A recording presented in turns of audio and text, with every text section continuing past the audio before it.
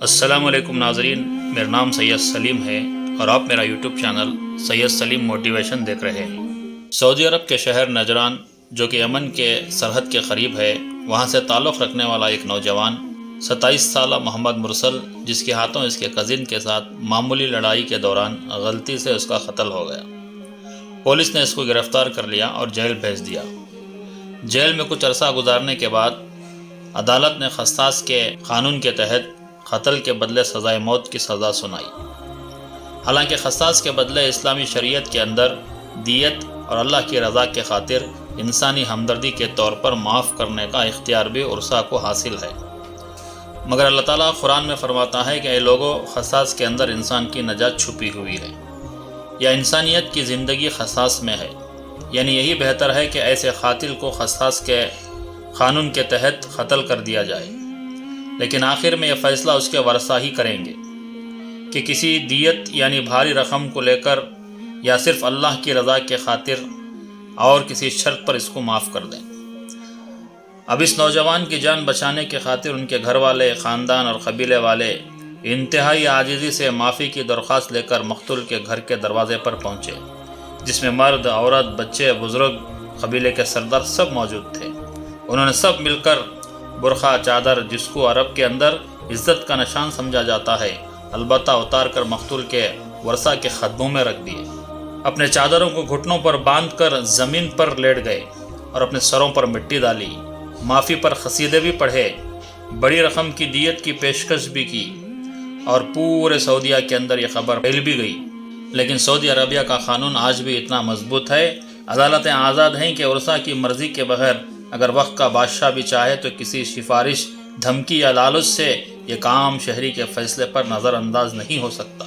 لہٰذا اتنی منتیں، سماجتیں اور دیت کی آفریں کے باوجود بھی محمد مرسل کے وارثوں کو معافی نہیں ملی، اور بدلے میں محمد مرسل کو قصاص میں آخرکار گردن اڑا دی گئی۔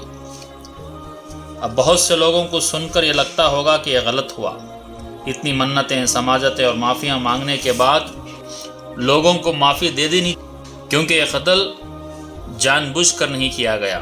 پر آپ لوگ یہ کیوں بھول جاتے ہیں کہ خاندان والوں نے بھی اپنا بیٹا، بھائی، وارث کھویا ہے، جو اب کبھی بھی واپس نہیں آ سکتا۔ سعودی عربیہ کی یہ اچھی بات ہے کہ ایسے واقعوں کے بعد ان خبروں کو تالا لگا دیا جاتا ہے۔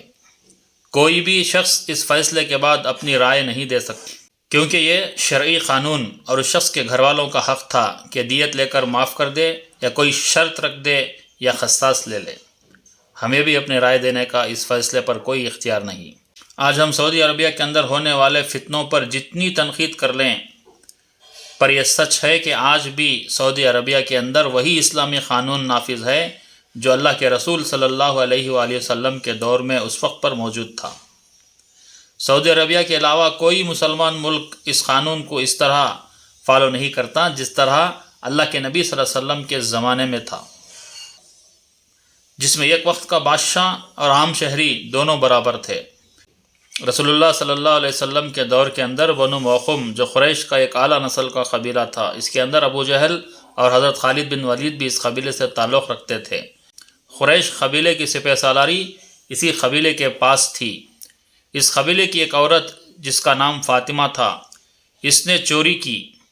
مقدمہ آپ صلی اللہ علیہ وآلہ وسلم کے پاس لایا گیا۔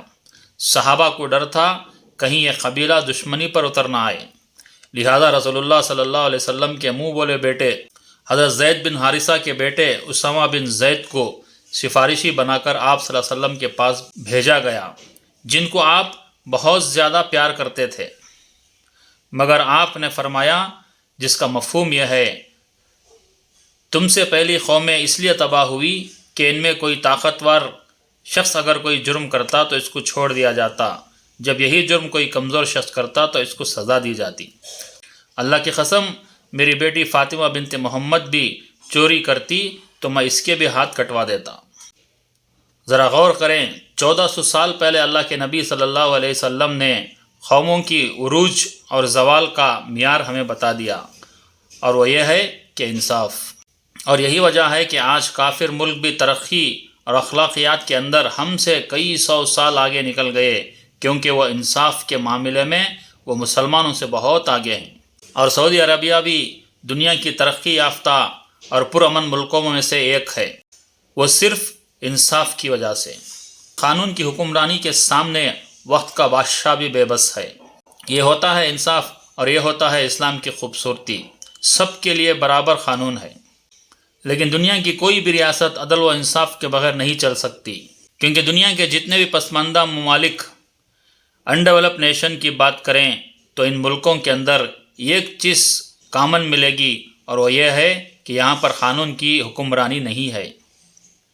غریب کے لیے الگ قانون ہے اور امیر کے لیے الگ۔ مدینہ کی ریاست کی ایک بنیادی بات یہ تھی کہ وہاں انصاف تھا، جس کے ذریعے سے پوری دنیا میں اسلام پہنچا۔ کاش کہ ہمارے ملک ہندوستان میں بھی ایسا نظام آ جائے۔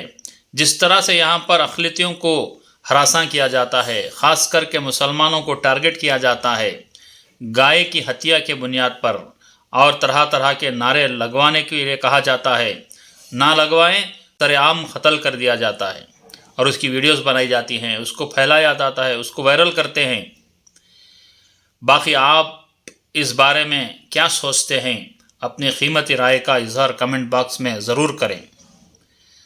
اگر آپ کو اس ویڈیو میں کچھ نیا جاننے کو ملے تو اس ویڈیو کو لائک کریں، شیئر کریں اور سبسکرائب کریں۔ دوبارہ ایسی ہی ایک انٹرسٹنگ ویڈیو کے ساتھ آپ سے ملاقات کریں گے۔ تب تک آپ اپنا اور اپنے چینل کا خیال رکھیں۔ اللہ حافظ۔